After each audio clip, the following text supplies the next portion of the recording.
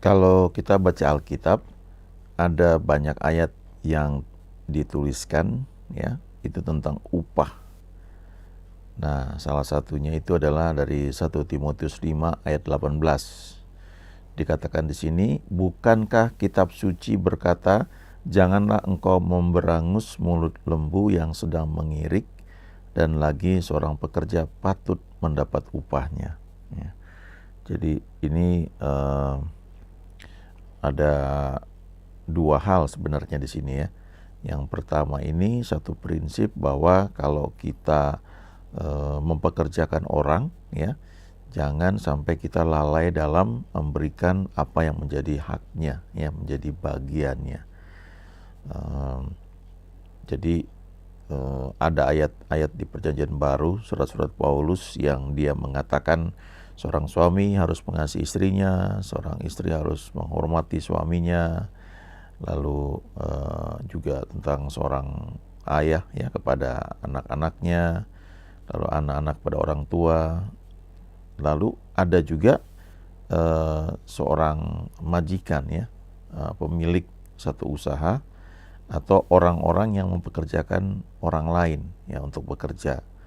Nah itu ada perintahnya ya, jangan menekan ya, jangan istilahnya jangan memeras ya, hal seperti itu. Nah kalau diajarkan seperti itu ya, artinya Tuhan itu juga baik kepada kita ya. Dia juga tidak dalam tanda kutip memanfaatkan kita ya. Memang sih ada istilah begini ya, kita dipakai Tuhan atau kita dimanfaatkan Tuhan. Itu satu istilah saja ya. Yang pertama itu ada yang mengartikan kalau dipakai Tuhan artinya kita dengan rela hati ya, kita mengizinkan rencana Tuhan itu terjadi dalam hidup kita ya. Tetapi kalau yang kedua itu karena sikap hati kita yang tidak benar, atau kita keras kepala ya, atau kita berontak, kita tidak mau ikut rencananya, atau kita mau jadi orang-orang fasik ya, orang-orang yang memang tidak mau percaya pada Tuhan walaupun sudah melihat ya banyak hal terjadi ya yang Tuhan tunjukkan tentang kuasanya ya, misalnya kayak Firaun di Perjanjian Lama itu akhirnya dimanfaatkan Tuhan untuk Tuhan itu bisa menunjukkan kuasanya bekerja ya, menunjukkan mujizatnya ya. Nah tapi poinnya adalah begini, ketika Tuhan itu mengatakan suatu perintah, dia sendiri melakukan hal itu ya. Jadi waktu dia berkata janganlah kau memberangus mulut lembu yang sedang mengirik ya, itu artinya dia pun melakukan hal yang sama. Ketika kita sedang melakukan apa yang Tuhan percayakan kepada kita, kita juga menikmati apa yang menjadi bagian kita ya. Lalu kalimat berikutnya, dan lagi seorang pekerja patut mendapat upahnya. Nah ini hal yang Tuhan sendiri memang lakukan ya, tidak hanya buat kita tapi buat semua orang yang dia pakai dalam kehidupan mereka ya, tidak pernah akan kehilangan upahnya. Bisa jadi kita tidak punya satu posisi dalam pelayanan, kita bukan misalnya bukan seorang pendeta atau seorang gembala, kita bukan seorang pemain musik ya, atau worship leader atau singers, kita bukan juga orang yang pembicara ya, yang diundang lalu dapat persembahan kasih dan banyak lagi ya. Kita juga bukan seorang pekerja yang terdaftar di gereja ya. Tetapi setidaknya ya ada dua bentuk pelayanan, jenis pelayanan yang semua orang bisa lakukan ya, dan selalu pasti ada rewardnya ya. Yang pertama itu adalah seorang pendoa ya, orang yang berdoa. Nah, Alkitab berkata bahwa kita tidak tahu bagaimana kita harus berdoa, tapi Roh Kudus menolong kita untuk berdoa dengan keluhan-keluhan yang tidak terucapkan. Roma 8 ayat 26. Kalau kita mengizinkan Tuhan menuntun hidup kita ya, lalu kita lakukan dengan setia, kita berdoa, ya, walaupun kita mungkin bukan seorang pekerja di gereja, ya, seorang yang mendapatkan, oh kamu seorang pendoa, atau oh kamu ini mungkin koordinator doa dan sebagainya. Mungkin nggak seperti itu, tapi kalau kita lakukan dengan setia, maka reward dari Tuhan buat kita itu pasti ada. Karena ayat ini Tuhan sendiri lewat Paulus mengajarkan bahwa seorang pekerja patut mendapat upahnya. Artinya Tuhan pasti akan lakukan itu buat orang-orang yang dia gerakan, ya, untuk menjadi bagian dari rencananya, sehingga apa yang dia rencanakan itu bisa terjadi. Nah, kalau kita izinkan diri kita terlibat, kita pasti akan mendapat reward, upahnya. Kemudian Ibrani 11 ayat 6, ya, ini juga bicara mengenai upah. Tetapi tanpa iman tidak mungkin orang berkenan kepada Allah. Sebab barang siapa berpaling kepada Allah, ia harus percaya bahwa Allah ada dan bahwa Allah memberi upah kepada orang yang sungguh-sungguh mencari Dia. Ada reward, ya, ada upah yang Tuhan berikan kepada orang yang earnestly, diligently seek Him. Orang yang sungguh-sungguh, orang yang rajin, ya, mencari Dia. Itu ada reward, ada upahnya. Tadi saya bilang seorang pendoa, ya, tidak harus itu diberi title atau terdaftar di satu gereja, ya. Tentu perlu ibadah rutin, ya, tetapi maksudnya orang ini tidak mungkin terdaftar aktif, ya, sebagai seorang pengerja atau pekerja satu gereja, tetapi dia lakukan bagian yang Tuhan gerakan di hatinya, termasuk jadi pendoa, gitu, ya. Itu ada rewardnya. Yang kedua adalah seorang giver, seorang pemberi. Nah, kita perlu lihat, ya, bahwa ketika Tuhan memerintahkan di Matius 28, ya, amanat agung, pergilah jadikanlah semua bangsa muridku, ya, baptis mereka dalam nama Bapa, Anak dan Roh Kudus, lalu ajar mereka melakukan segala sesuatu yang telah kuperintahkan kepadamu. Kemudian dikatakan, aku menyertai kamu senantiasa sampai kepada akhir zaman. Nah, waktu itu diwujudkan, ya, ada orang-orang yang Tuhan pakai untuk berdoa, ya, dia gerakan. Lalu ada orang-orang yang Tuhan pakai untuk melakukan pelayanan tersebut. Dan waktu dilakukan itu selalu pasti butuh dana, ya. Entah bentuknya sudah dalam bentuk uang atau dalam bentuk benda-benda atau fasilitas atau jasa yang diperlukan. Kalau misalnya Tuhan mengutus seseorang atau beberapa orang untuk pelayanan ke satu daerah, tentu ada daerah-daerah di mana dia nggak bisa hanya jalan kaki, ya. Kalau di pedalaman mungkin harus jalan kaki. Tapi kalaupun dia jalan, dia perlu energi, dia perlu tenaga, dia perlu makan, ya. Ada orang-orang yang Tuhan akan kirimkan untuk mensuplai kebutuhan itu. Kalau pelayanannya makin besar, dia perlu keluar negeri, dia perlu terbang. Ada orang-orang yang Tuhan gerakkan untuk mensuplai kebutuhan tersebut, ya. Ada yang Tuhan buka jalan mengurus visa, yang ngurus paspor, lalu Tuhan kirimkan orang-orang, ya, yang untuk pekerjaan tersebut, ya, dari pelayanan tersebut diperlukan sesuatu, ya.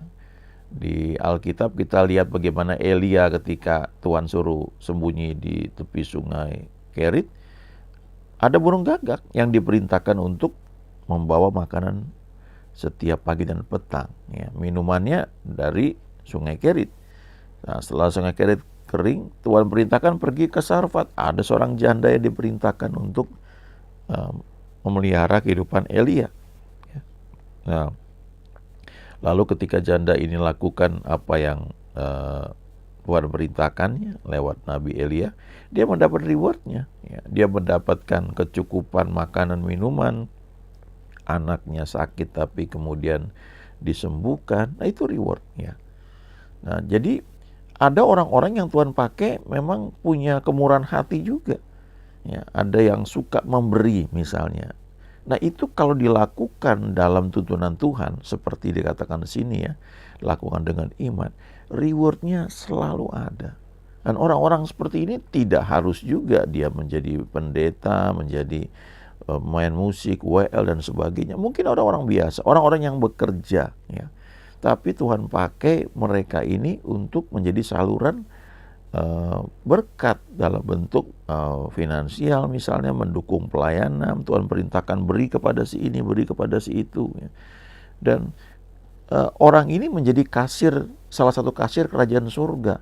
Nah, kalau kita bekerja di dunia ini saja kita jadi kasir, kita mendapatkan gaji, ya. Apalagi kalau Tuhan pakai kita sebagai seorang yang suka memberi. Nah, kalau orang yang bekerja di dunia ini ya, dia sebagai kasir, lalu dia meningkat lagi nanti jadi misalnya jadi kepala bagian keuangan, ya, gajinya naik, ya. Harta yang dipercayakan untuk dikelola makin banyak. Lalu meningkat lagi jadi manajer keuangan, lalu menjadi direktur keuangan, gajinya makin meningkat. Dan apa yang dipercayakan untuk dia kelola itu makin banyak, ya. Seorang direktur keuangan misalnya tanda tangannya bisa mengeluarkan uang itu sampai bisa mungkin ratusan miliar, ya, tergantung dari bentuk perusahaannya seperti apa. Bukan uang dia, ya, dia memerintahkan ini bisa alurkan kemana, ini pakai buat apa misalnya. Dan gaji dia ada sendiri. Jadi waktu kita menjadi seorang pemberi dalam tuntunan Tuhan, rewardnya itu selalu ada. Dan kita perlu sadar bahwa yang kita berikan itu adalah apa yang Tuhan percayakan untuk disalurkan. Nah, ini ada lagi ayat yang lain, ya, Markus 10 ayat 29 sampai dengan 30. Ini mengenai reward juga atau upah juga.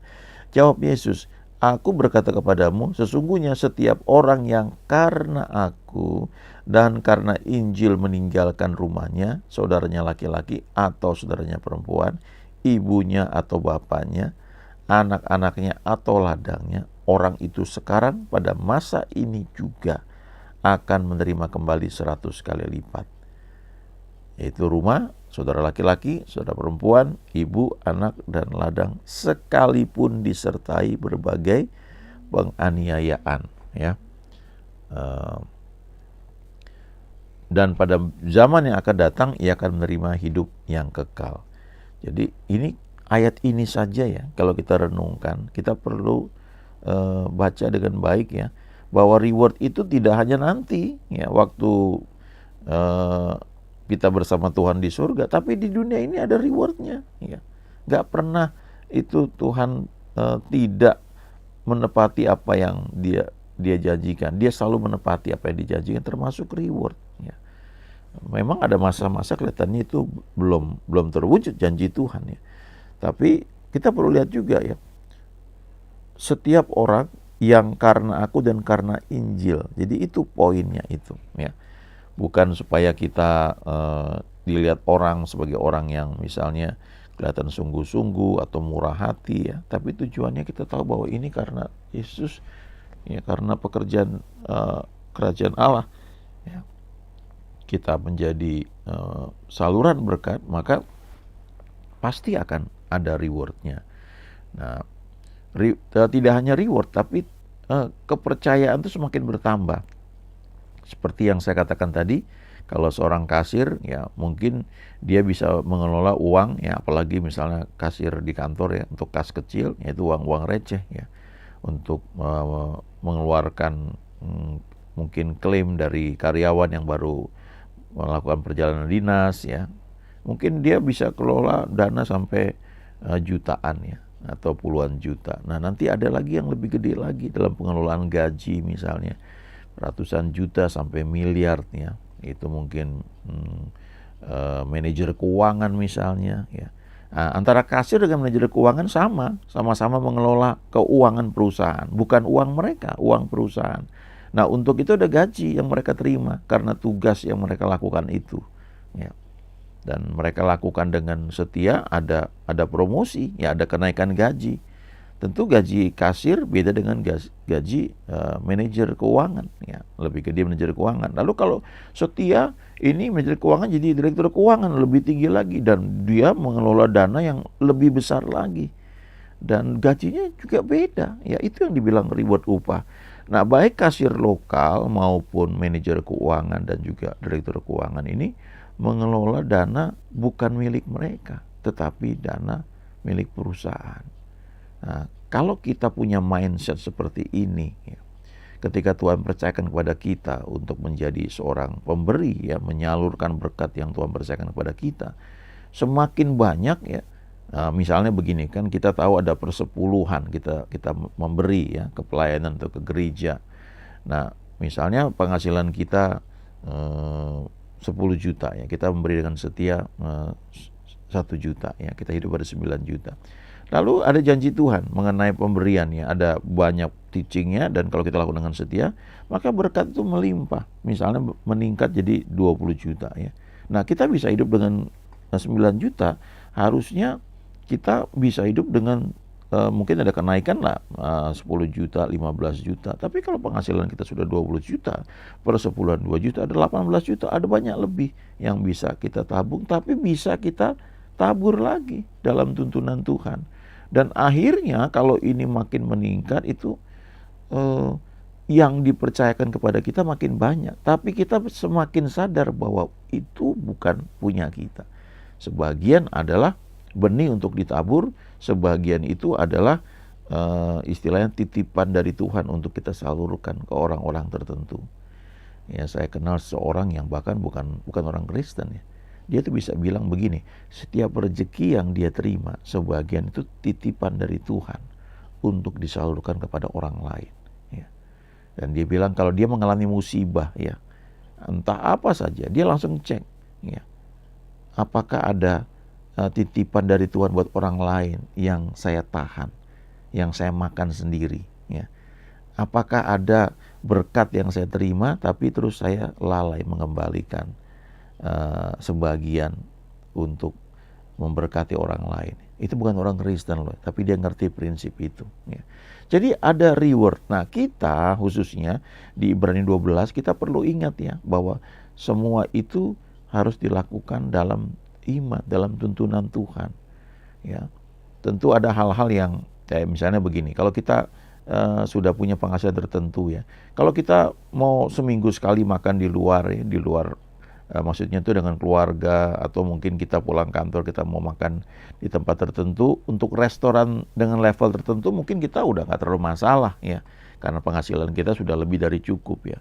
Tapi kadang-kadang kan ada pengeluaran ekstra yang cukup besar. Nah, kita kan perlu mempertimbangkan, melihat. Nah, dalam pemberian juga begitu. Ada hal-hal yang udah otomatis kalau kita misalnya di perempatan jalan, ya, kita memberi kepada orang miskin, ya, oke, jumlahnya tertentu.